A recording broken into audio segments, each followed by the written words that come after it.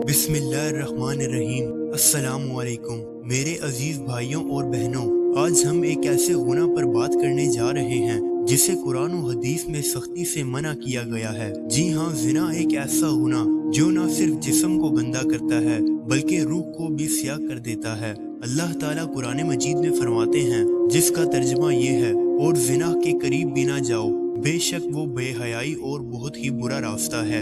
इस्लाम में सिर्फ जिना करना ही नहीं बल्कि इसके करीब जाने से भी मना किया गया है। नबी करीम सल्लल्लाहु अलैहि वसल्लम ने फरमाया, जब कोई बंदा जिना करता है तो वो इस वक्त मोमिन नहीं रहता। कैसा डरावना लम्हा होता है कि इंसान का ईमान उस वक्त उससे अलग हो जाता है। जिना ना सिर्फ दुनिया में बेचैनी, बीमारियों और बर्बादी लाता है बल्कि आखिरत में भी सख्त अजाब का सबब बनता है। तो आइए तौबा करें, निगाहें झुकाएं और अपनी नस्लों को भी इस फितने से बचाएं।